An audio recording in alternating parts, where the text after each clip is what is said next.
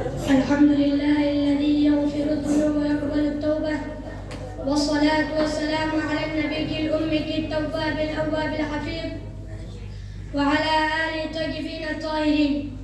أما بعد، فأعوذ بالله من الشيطان الرجيم. بسم الله الرحمن الرحيم. يا أيها الذين آمنوا توبوا إلى الله توبة نصوحا.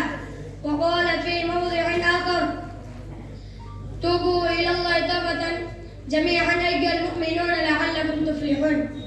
حضرة رئيس الاحتفال المحترم وسادة الأجلة وأساتذة الأعزة، إني أريد أن ألقي بين أيديكم خطبة عربية يسيرة سهلة حول موضوع التوبة في هذا المجلس المبارك، فأرجو من الحاضرين المستمعين جميعا أن يلتفتوا إلي ويشجعوني على عملي هذا.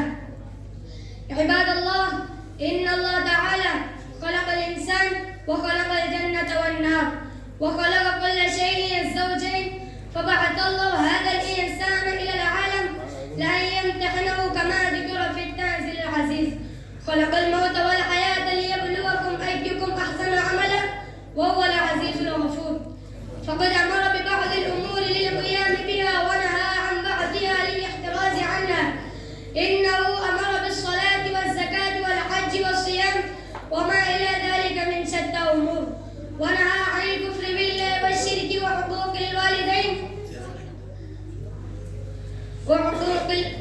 الوالدين وشرب الخمر والميسر والزنا والكذب والغيبة والسخرية والبهتان والنميمة وغير ذلك من أمور أخرى. أيها العباد، عندما يتمثل الإنسان بهذه الأمور الإلهية ويقوم بواجباته ويؤدي وظيفته، فيسار الرحمن يدخله في فسيح جناته. وعندما يعرض الإنسان عن الله تعالى وطاعته وعبادته ويرتكب الذنوب والمعاصي وشرب الخمر والزنا ويغتاب أحدا، فينزل الله تعالى سخطه عليه ويدخله في النار التي تطلع على الأفئدة. فيا أيها المسلمون، قد آمنا بالله وبالأنبياء والملائكة والكتب المنزلة والقدر وخيره وشره، فيلائم لنا ألا نقترف الذنوب والمآثم وألا نميل الطرف إلى الشرك والكفر والوثنية والفسق والزنا وشرب الخمر.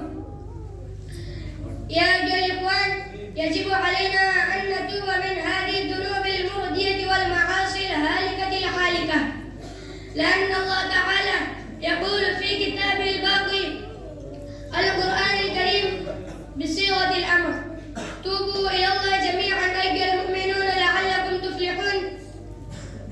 وقال تعالى في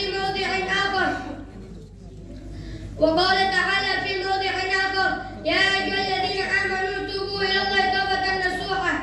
والنبي صلى الله عليه وسلم أيضا يصرح بهذا الحقيقة في حديثه بأنه يقول: توبوا يا أيها الذين آمنوا توبوا إلى الله واستغفروه فإني أتوب إليه في اليوم 100 مرة. ونقل عن أبي هريرة رضي الله عنه عن النبي صلى الله عليه وسلم قال: والله إني لأستغفرن الله وأتوب إليه يوم أكثر 70 مرة وما علينا إلا البلاغ. ما شاء الله. ये दर्जे